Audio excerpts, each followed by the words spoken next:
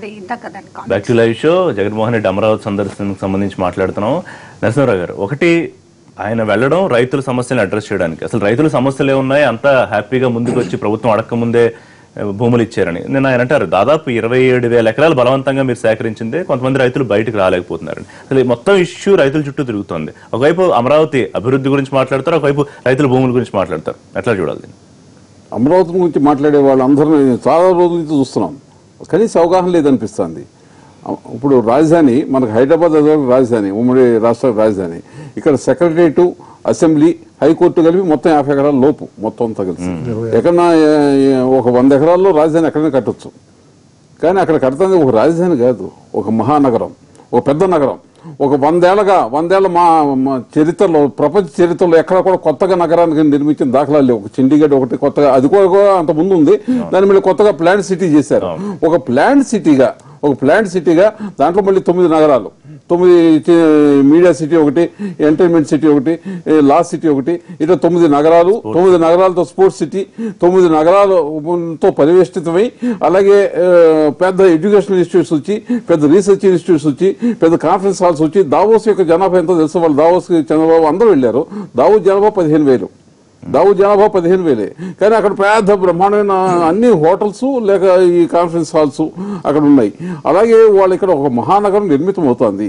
ఆ మహానగరం నిర్మితం అవుతున్నప్పుడు అది రాజధాని కూడా. అంతేప్పుడు కేవలం రాజధాని మాత్రమే కాదు అది. అందరూ కూడా కేవలం రాజధాని కోసం అంతా గొడవ అంటే రాజధాని కాదు, ఒక నగరం, ఒక పెద్ద మహానగరం కొత్తగా ఫస్ట్ టైం దేశ చరిత్రలో మొట్టమొదటిసారిగా నిర్మితం అవుతుందంటే దానికి అపోజిషన్ లీడర్ కానీ ఎవరైనా కంట్రిబ్యూట్ చేయాలి. ఆ నగరాన్ని త్వరగా ఎలా రావాలని వాళ్ళ 11 గ్రామాల్లో ప్లాట్లు పెంచారు. మిగతా అన్ని చోట్ల పంచపోతే కారణం ఏంటంటే రెవెన్యూ డిపార్ట్మెంట్లో చట్టాలు కానీ అవి కానీ కొలతలు కానీ చాలా గందరగోళంగా ఉంటాయి. పంచిన భూములు కూడా రైతులకు ఎక్కడున్నాయో తెలియపోవచ్చు, ఎక్కడున్నాయో తెలియపోవచ్చు. అవన్నీ సర్వే చేస్తారు, సర్వే చేసి అప్పు చెబుతారు. అది పెద్ద విశేషం కదా. ఇంతకుముందు పంచిన చోట అట్టగిచ్చారు, ఇక్కడ కూడా అట్టగిస్తారు. ఆ మొట్టమొదట ఒక ప్లాన్ వేయటం, ఒక నిర్ధారించుకోవడం పెద్ద కష్టమైన పని ఎక్కడైనా సరే. తర్వాత కన్స్ట్రక్షన్ అన్నారు, కన్స్ట్రక్షన్ అంతా 1 సంవత్సరం 2 సంవత్సరాలు అయిపోతుంది మొత్తం కన్స్ట్రక్షన్. అది పెద్ద విశేషం కాదు. అసలు ఎక్కడేది ఉండాలి అన్నది ప్లాన్ చేసుకోవటం పెద్ద విషయం. ఇప్పుడు జగన్మోహన్ రెడ్డి టూర్ని ఎలా చూస్తారు, ఎలా విశ్లేషిస్తారు? అంటే ఆయన వెళ్ళి అక్కడ సమస్యలు అడ్రస్ చేయడం వల్ల మంచి జరుగుతుందా, లేకపోతే తెలుగుదేశం పార్టీ అంటున్నట్టు భూముల ధరలు తగ్గిపోతాయా? ఇప్పుడు ఆయన ఎందుకోసం వెళ్ళారో ఆ ప్రయోజనం ఏంటో నాకు అయితే అర్థం కాలేదు. కానీ ఆయన ఇప్పుడు రైతులు స్వచ్ఛందంగా ఇచ్చారు. ల్యాండ్ పూలింగ్ అనేది మొట్టమొదటిసారి జరిగింది. అక్కడ భూసేకరణ జరగల. మొత్తం 33,000 ఎకరాలు భూసేకరణ కింద ల్యాండ్ పూలింగ్ కింద వచ్చింది. ఇంకో 4,000 ఎకరాలు కూడా ఇస్తాను కొంతగా ఒప్పుకున్నారు. ఇంకా 3,000 ఎకరాలు అంతా మిగులుతుంది అక్కడ. అంతేకాకుండా ప్రభుత్వ భూమి 13,000 ఎకరాలు ఉంది. ఇదంతా ఎందుకయ్యా అంటే రాజధాని కోసం కాదు సుమా. రాజధాని కోసం 50 ఎకరాలు చాలు. 50 ఎకరాలు విజయవాడ ఏదో పీడబ్ల్యూడీ విషయాన్ని ప్రభుత్వం సరిగ్గా కన్వే చేయలేకపోతుంది. ప్రభుత్వం కానీ తెలుగుదేశం కానీ సరిగ్గా కన్వే చేయలేకపోతుంది. ఇక్కడ ఒక మహానగరం ఉద్భవించబోతోంది మన కళ్ళెదురుగుండానే. ఒక 5 ఒక పాయింట్ చెప్పండి. ప్రభుత్వం సరిగ్గా కన్వే చేయలేకపోతుందా? ఒక పాయింట్ లేదు. ఒకటే దాని మీద కూడా ల్యాండ్ పుల్లింగ్ అనే దాని మీద ఒక్కటి అవగాహన. ఎందుకంటే నిన్న జగన్మోహన్ రెడ్డి గారు కూడా అక్కడికి వెళ్ళి ఇంత అవసరం బలవంతంగా లాగుతున్నట్టు ఆయన నిన్న ఆ స్పీచ్ లో చెప్పాడు. దీని మీద జాతీయ స్థాయిలో అంటే ఒక పత్రిక స్వామినాథన్ అంకలేశ్వరి ఆయన ఒక ఆర్టికల్ రాశాడు. Other states must study Naidu example and adopt pooling for their own use. The key to success is that the scheme is voluntarily and make farmers stakeholders in development.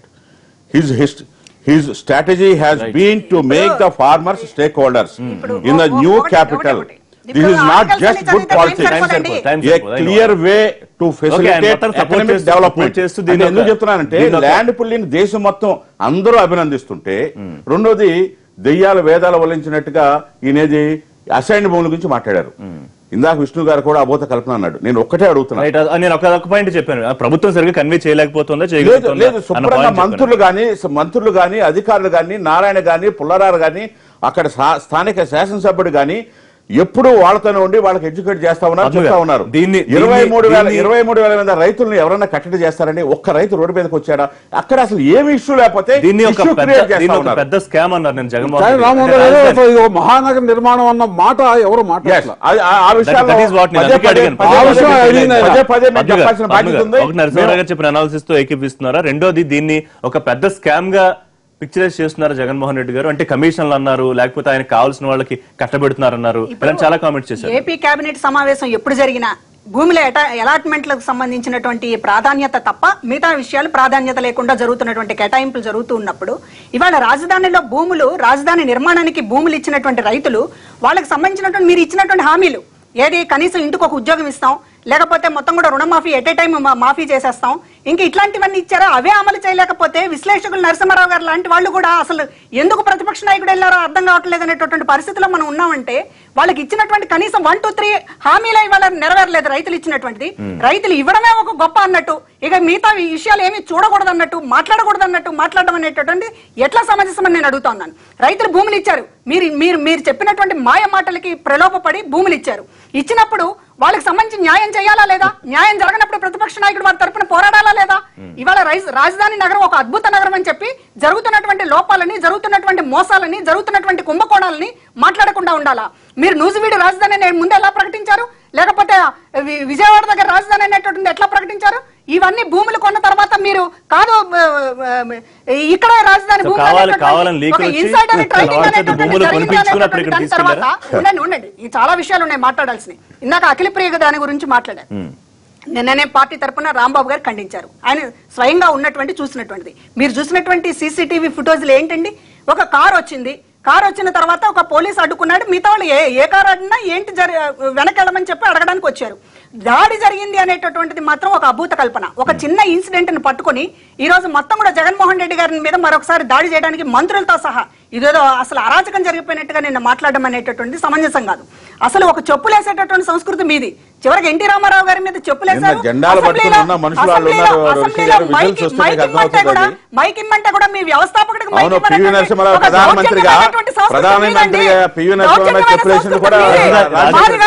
రాజధాని చుట్టూ జరుగుతున్న స్కామ్ అనేది చాలా serious point. ఇప్పుడు ఆయన comment చేసింది అంటే చంద్రబాబు నాయుడు గారు ఆయన కావాల్సిన వాళ్ళకి కట్టబెట్టుకుంటున్నారు, లేకపోతే కమిషన్ల కోసం ఇప్పటికీ మాస్టర్ ప్లాన్ ఒకటి సిద్ధం చేయలేదు, ఇక్కడ వాళ్ళు ఎవరు సరిపోరని మొదట్లో మాకి అన్నారు, లేకపోతే ఇంకొకటి అన్నారు. దీని గురించి ఆయన కామెంట్ చేశారు. అంటే ఏ రకంగా స్కామ్ అని చెప్తున్నారు?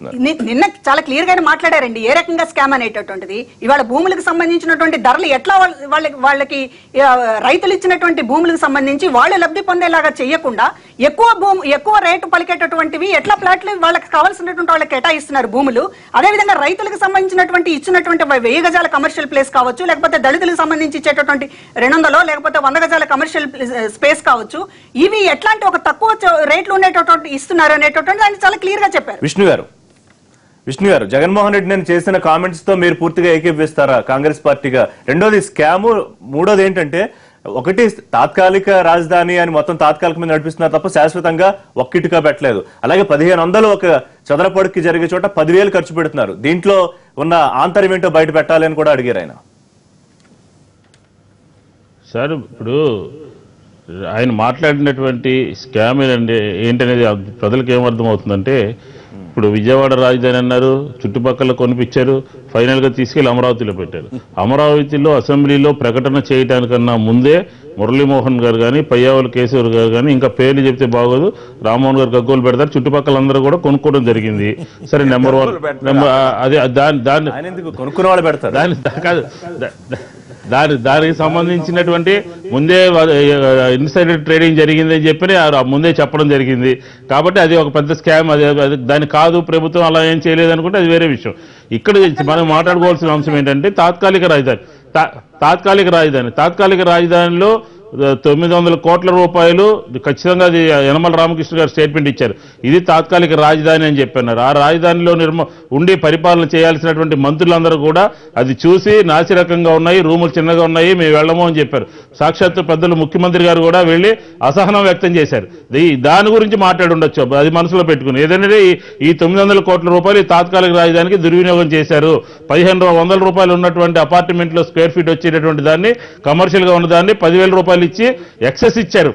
ఎక్సెస్ ఇచ్చి సబ్ కాంట్రాక్ట్లు ఇచ్చారు దాన్ని, అవన్నీ దృష్టిలో పెట్టుకుని మాట్లాడి ఉండొచ్చు. ఇదంతా స్కామ్ కింద ఆయన మాట్లాడి ఉండొచ్చు. అంత మాత్రాన ఏమీ లేదు, అంతా సజావుగా సాగుతుంది అని చెప్పేటటువంటి ప్రయత్నం తెలుగుదేశం పార్టీ చేస్తే, ఎవరైనా సరే ప్రతిపక్ష నాయకులైనా ఇతర రాజకీయ పార్టీలైనా ఒక మాట మాట్లాడారంటే ఎదురుదాడి చేసేటటువంటి కార్యక్రమాన్ని పక్కన పెట్టి ఇందులో ఏం తీసుకుని మనం పరిపాలన కొనసాగించాలి అని చెప్పిన ఆ విధంగా వెళ్తే ఈ 2 సంవత్సరాలు కూడా బాగుంది. అంతే తప్ప ప్రతిదానికి గత 10 సంవత్సరాలు ఈ సిబిఐ కేసులు ఒక నిమిషం కన్స్ట్రక్టివ్ గా చెప్పట్లేదా ప్రతిపక్ష నేత రామ్మోహన్ రావు గారు అన్నట్టు? అంటే ఇప్పుడు పవన్ కళ్యాణ్ చెప్పిన దాన్ని అడ్రస్ చేస్తున్నారు ప్రభుత్వం, ఓకే దీని మీద మేము ఆలోచిస్తాము, అవకాశాన్ని పరిశీలిస్తామని. మరి జగన్మోహన్ రెడ్డి గారు చెప్పింది పరిశీలించకపోవడానికి కారణం ప్రాపర్ గా ఆయన అడ్రస్ చేయకపోవడం అంటారా?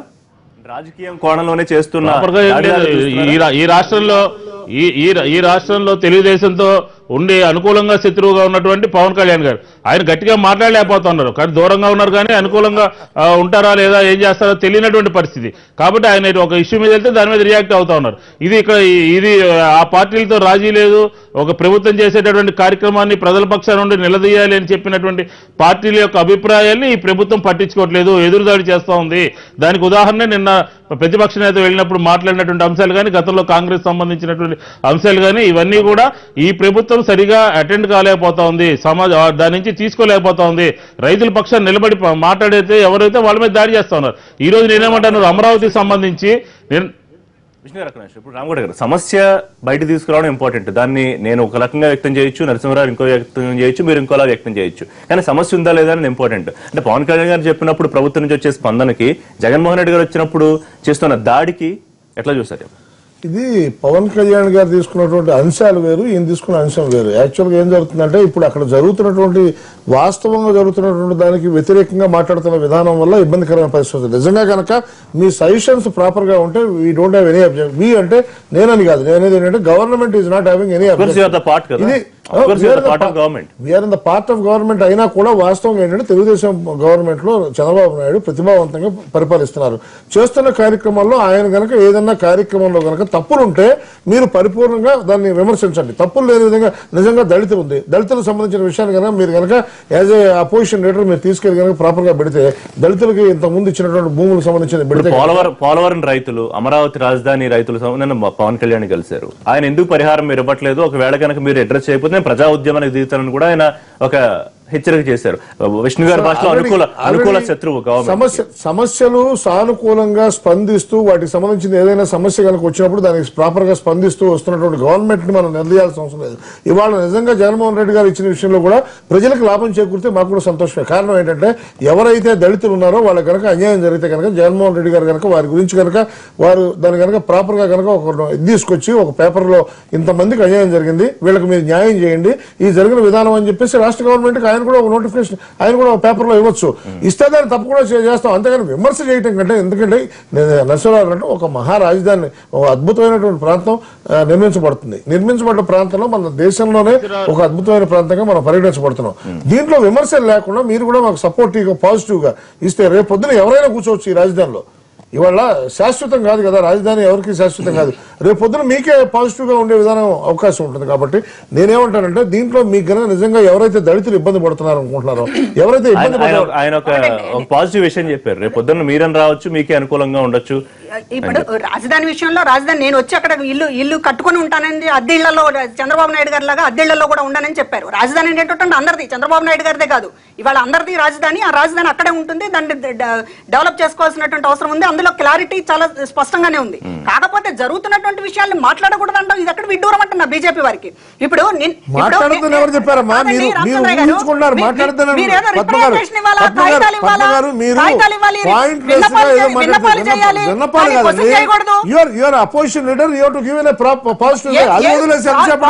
ఏదో అన్యాయం జరుగుతుంది ప్రజలు రాష్ట్రంలో ఉన్నటువంటి వాళ్ళందరినీ మీరు ఇలాంటి తప్పుదో పట్టించదని. ఎందుకంటే జగన్మోహన్ రెడ్డి ఒక ప్రతిభావంతమైన నాయకుడిగా చేయాల్సిన పని ఏంటంటే ఎక్కడ అక్రమం జరుగుతుందో చెప్పండి, అది వదిలేసి మీరు వెళ్ళిపోయి ఎందుకు అక్కడ గవర్నమెంట్ కేంద్రంలో ఉన్నప్పుడు పరిస్థితులు లేవు, కళ్ళు చెవులు ఏమి మూసుకులేవు, మాకు అన్ని విషయాల గురించి అవగాహన ఉంది, ఏ విషయం ఏమీ లేదు. రాజధాని రాజధాని ఎందుకు జైలు వేయలేదంటున్నారు. అది తాత్కాలిక రాజధాని ఇప్పుడు విష్ణు గారు కూడా తాత్కాలిక రాజధాని మాట్లాడుతున్నారు. రాజధానిలో తాత్కాలిక దానికి 100 సంవత్సరాల అవకాశం ఉందండి. 100 సంవత్సరాలు ఆ బిల్డింగ్ వేరే దాని కోసం వాడుకుంటారు. రాజధాని కోసం కట్టే బిల్డింగ్ వేరే ఉంటుంది. రాజధాని నిర్మాణం కోసం అని చెప్పి జరుగుతున్నటువంటి రైతులు అనేక మంది మీరు నోరెత్తితే కేసులు పెడుతున్నారనేటటువంటి మాట్లాడుతున్నప్పుడు ఇవాళ మీరు అడుగుతున్నారు ఏంటి ఎవరు రైతులు అడగడం లేదని. చివరికి రైతుల పొలాలను తగలబెట్టింది కూడా ఎవరంటే దాని మీద ఎంక్వైరీ చేస్తున్నటువంటి ఎస్పీ తెలుగుదేశం వాళ్ళ ప్రమేయం ఉంది అనేటటువంటి ఆయన నివేదిక తయారు చేస్తుంటే ఆయన ట్రాన్స్ఫర్ చేసినటువంటి పరిస్థితి ఉంది.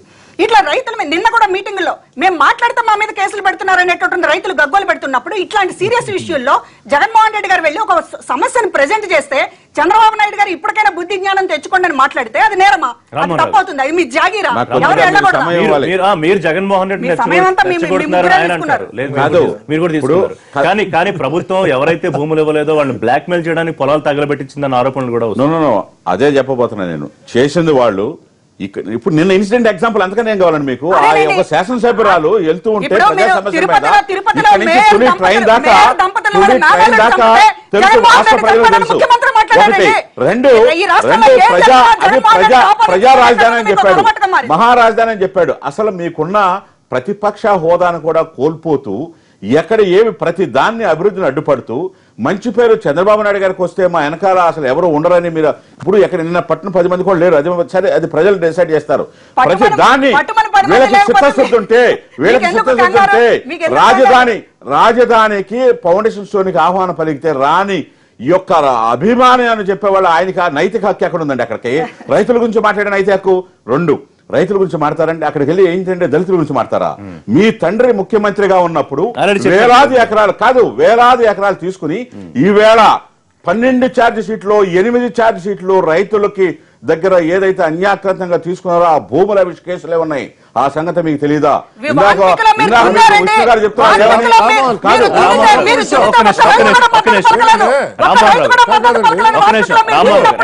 ఒక విషయం చెప్పండి. ప్రభుత్వం నిక్కచ్చిగా చెప్పగలదా అసలు మొత్తం? కాదు కదా, రైతులంతా హ్యాపీగా ఉన్నారు, ఏ రైతులకి ఇబ్బంది లేదు, ఎవరు దీన్ని మీ ద్వారా రాష్ట్ర ప్రజలు చెప్పేది ఏంటంటే అది ఒక రైతు ఇద్దరు కాదు, 23,000 మంది రైతులు ఇచ్చిన భూములవి. నేనేం చేస్తున్నానంటే దేశం అంతా కూడా ల్యాండ్ పుల్లింగ్ విధానం బాగుంది, చంద్రబాబు నాయుడు గారు బాగా చేశారు. అక్కడ అందరూ కూడా ఈవేళ ఏదైతే చెప్పామో రైతులు ఇందాక ఆవిడ పద్మ గారు చెప్తున్నారు ఏమని, అక్కడ ఏం చేశారు ఇప్పటిదాకా, లేకపోతే తాత్కాలికం రకరకాల దుష్ప్రచారం చేస్తా ఉన్నారు. మీకు రాజధాని అంటే మహారాజధాని అంటే మీకు ప్రాపర్ ప్లానింగ్ ఉండాలి. మీకు అవగాహన లేదు, మీకు ఉన్నది ఏంటంటే దోచుకుంటుంది తప్ప ఇంకోటి తెలియని వాళ్ళకి దీని గురించి ఎవరు చెప్తారంటే. ఇప్పుడు మహారాజధాని అంటే ప్రపంచంలో ఎక్కడా లేని విధంగా రాజధాని నిర్మాణం జరగాలంటే ఒక విధమైన ప్రాపర్ ప్లానింగ్ గా వెళ్ళాలి. ఒకటి అక్కడ బిల్డింగ్ కడితే తాత్కాలికం కాదు, అది బిల్డింగ్ పర్మనెంటే, కానీ పరిపాలన అక్కడి నుంచి చేస్తా ఉన్నాము. రెండు కేబినెట్ గురించి మాట్లాడారు ఆవిడ. కేబినెట్ లో మీలాగా టేబుల్ ఐటమ్ పెట్టి ల్యాండ్ అలాట్ చేసి కేసులు అధికారులని అందరినీ జైలు పాలు చేయలేము మేము.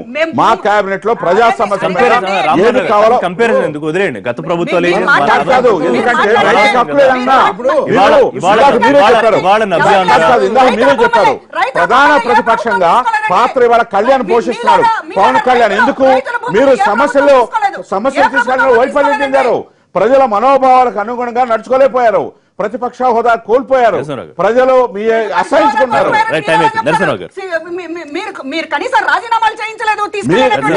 కాకపోతే ఈవేళ పవన్ కళ్యాణ్ ప్రజల తరపున ఎందుకున్నాడు? చేసిన తప్పులు వీళ్ళు చేసిన తప్పులు వాళ్ళని వీళ్ళ సమయాన్ని వృధా చేస్తున్నారు. కానీ వాస్తవంగా ఏంటంటే రాజశేఖర రెడ్డి గారు చేసింది కూడా ఇప్పుడు నిజంగా పోలవరం కోసం ఆయన చేసినటువంటి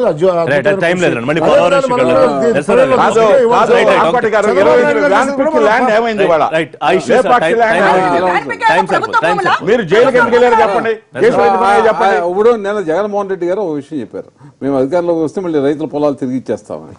బలవంతంగా 10,000 లేదండి, సేకరణ మొదలు పెట్టలా, ఎక్కడ బలవంతంగా సేకరణ లేదు. ఇప్పుడు పూలింగ్ ఇచ్చిన వాళ్ళు మిగతా ల్యాండ్స్ ఇప్పుడు పసుమరు కానీ కొన్ని ఉండవాలి కానీ అవి అసలు ఈ ప్రజలు తీసుకురామన్నారు వీళ్ళు. అది లింగైపాలెంలో లింగైపాలెం పక్కన ఒక ఒక ఇది ఉంది, లంక ఉంది. ఆ లంక భూములు కేవలం ప్రభుత్వాన్ని ఎవరికి అసైన్ చేస్తానికి వీళ్ళు హైకోర్టు తీర్పు ఉంది. తర్వాత కూడా రెవెన్యూ అధికారులు ఎవరు ఒప్పుకోవట్లేదు. కానీ దాన్ని కొంతమంది దళితులు ఆక్రమించుకుని ఉన్నారు. దళితులు ఆక్రమించుకుని ఉంటే వాళ్ళకి ఎటువంటి హక్కు లేదు, అసైన్ చేయాల.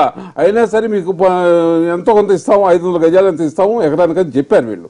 అంతప్ప లింగైపాలెంలో దళితుల భూములు వీళ్ళు లాక్కుంటున్నారన్నది వాస్తవం కానే కాదు. రైతులు అక్కడ మాట్లాడారు. ఆ రైతు కొద్దిమంది మాట్లాడారు, అసలు వాళ్ళకి ఏమైనా హక్కు ఉందా? హైకోర్టు చెప్పింది, తర్వాత రెవెన్యూ అధికారులు చెప్పారు ఇది ఎవరికి సంబంధించిన భూమి కాదు, ఇది ప్రభుత్వ భూమి, ఇది అసైన్ చేస్తాకి వీల్లేదు అని చెబితే అయినా కానీ వాళ్ళు చేసుకున్నారు, అనధికారికంగా సాగు చేసుకున్నారు. అయినా సాగు చేసుకున్నారు కాబట్టి సాగు చేసుకుంటే వాళ్ళకి అయినా కానీ సాగు చేసుకుంటున్నారు నా సరే అని వీళ్ళు ఉదారంగా ఇస్తే తప్ప దాని మీద ఎటువంటి హక్కు లేదు. నెంబర్ అసలు ఒకటి ల్యాండ్ అంతా ఇచ్చేస్తారంటే అసలు ఏంటి అరాచకం ఏంటి అంటే రాజధాని కానీ ఒక నగరం కానీ అక్కడ నిర్మించొద్దా, నిర్మించాలా? మీరు అద్భుతంగా నిర్మిస్తే మహానగరం మీరు అద్భుతంగా మాట్లాడడానికి మీరు ఇంటర్వ్యూ అవుతారు, మీకే సంబంధం? ఆయన మాట్లాడడానికి మీకే సంబంధం? ఆయన మాట్లాడితే ఆయన రకరకాలు మాట్లాడుతూ ఉంటాడు. ఆయన దేవుడు అనుకూలిస్తే ఒక సంవత్సరంలో నేను మన అధికారులకు వస్తామని చెప్పాడు నిన్న. దేవుడు అనుకూలిస్తూ ఉంటూ 100 అంటే అధికారులు ఉన్న వాళ్ళంతా ఏమవుతారు, ఏం చేద్దాం నేను ఆలోచన. అధికారులు ఉన్న వాళ్ళు దుర్మార్గమైన ఆలోచన. మంచి పని చేస్తే పార్టీలకు ఖచ్చితంగా మనం సపోర్ట్ చేయాల్సిన అవసరం ఉంది విషయాలు. మంచి పని కాకుండా చేసిందని ఎవరైనా మనం చేస్తాం. ఇవాళ ఏం లేదండి, మంచి పని చేయాలని చేసినందుకు థ్యాంక్ యూ విష్ణు గారు. ఫైనల్ గా విష్ణు గారు anything to say? 30 seconds sir. ఒకటే విషయం సార్. రామ్మోహన్ గారు మాట్లాడుతూ మహిళలు అని చెప్తున్నారు. అదే గుంటూరు జిల్లాకు సంబంధించినటువంటి మేయర్ గారు ఈ ప్రభుత్వంలో ఏం జరుగుతుందో, మహిళల మీద ఏం గౌరవం ఉందో చెప్పారు. కాబట్టి మహిళల మీద అడ్డం పెట్టుకుని రాజకీయం చేద్దామని చెప్పే ప్రయత్నం చేయొద్దు. ఎందుకంటే అఖిలప్రియ గారు నిన్న మీ ఎన్టీవీలోనే చూసాం, ఎన్టీవీలోనే మనం చూసాం అక్కడ స్క్రీన్ ఏం జరిగిందో. అక్కడ దాడి కూడా ఏం లేదు, దుష్ప్రచారం చేస్తా ఉన్నారు. మహిళల్ని అలా పక్కన ఉన్నటువంటి ఎంఆర్ఓ గారు, నూజివీడులో ఉన్నటువంటి ఎంఆర్ఓ గారు చెప్పారు, జుట్టు పట్టుకొచ్చి ఏ విధంగా తెలుగుదేశం ఎమ్మెల్యే కొట్టారు. మహిళల గురించి, గౌరవం గురించి తెలుగుదేశం లైవ్ షోలో పార్టిసిపేట్ చేసినందుకు ఇదే వాళ్ళ లైవ్ షో రేపటి లైవ్